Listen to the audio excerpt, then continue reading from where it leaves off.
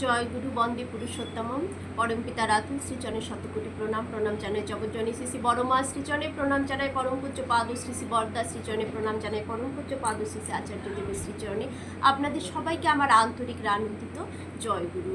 আজকে বিশেষ একটি বিজ্ঞপ্তি নিয়ে এসেছি।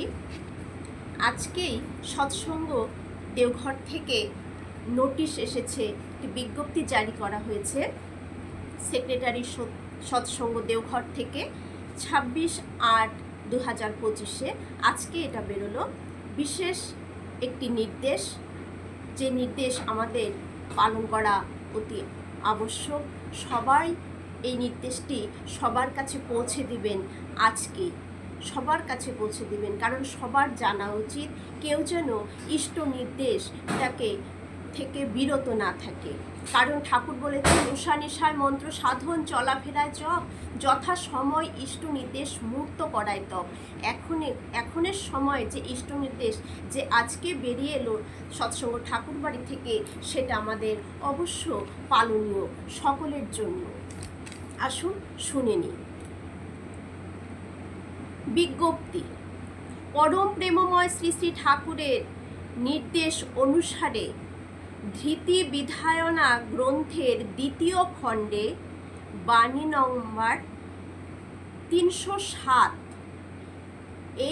এই বাণীতে বলা রয়েছে, সেই নির্দেশ অনুসারে, তাই এই বাণী যখন ঠাকুরের বলা, তাই শ্রী শ্রী ঠাকুরের নির্দেশ অনুসারে কোনো কেন্দ্রীয় উৎসব অনুষ্ঠান উদযাপন হওয়ার দিন অন্যত্র কোথাও সৎসঙ্গের কোনো অনুষ্ঠান বা জনসমাবেশের আয়োজন করা উচিত নয়।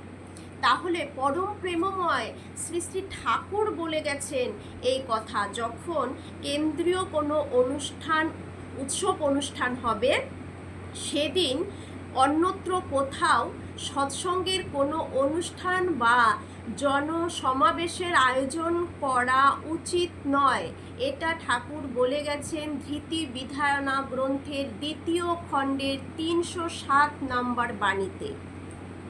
অতএব আগামী 1 সেপ্টেম্বর 2025 এটা হচ্ছে শ্রী শ্রী ঠাকুরের আবির্ভাব তিথি, সেদিন 1 সেপ্টেম্বর আগামী সোমবার, এবং 2রা সেপ্টেম্বর 2025 মঙ্গলবার শ্রী শ্রী ঠাকুরের দেওঘরের শুভাগমন স্মরণোৎসব, যেটা আগমনী উৎসব বলে আমরা বলে থাকি।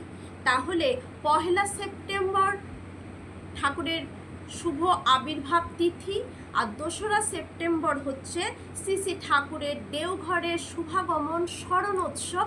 দুটোই দেওঘরে পালিত হবে, কেন্দ্রীয় উৎসব অনুষ্ঠান হবে এই দুদিনই। তাই এই দুদিন কিন্তু আমাদের কোনো সৎসঙ্গ করা যাবে না।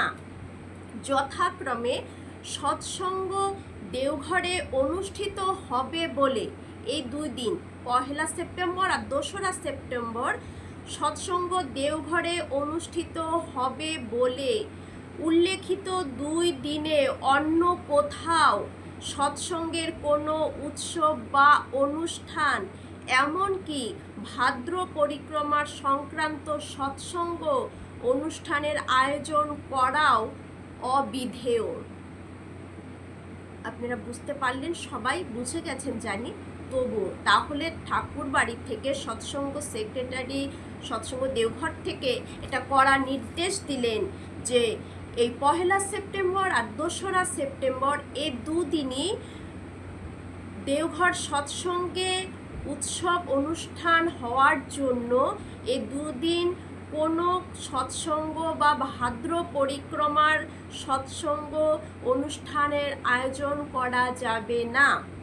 করাটা অবিধেয়, এটা করা যাবে না। এটা পরম দয়াল শ্রী শ্রী ঠাকুর বলে গেছেন ধৃতি বিধায়না গ্রন্থের 2য় খণ্ডে 307 নম্বর বাণীতে ঠাকুর এটা নিষেধ করে গেছেন। তো এটা আমাদের অবশ্য পালনীয়, সবাইকে এই কথাটা জানান দেবেন।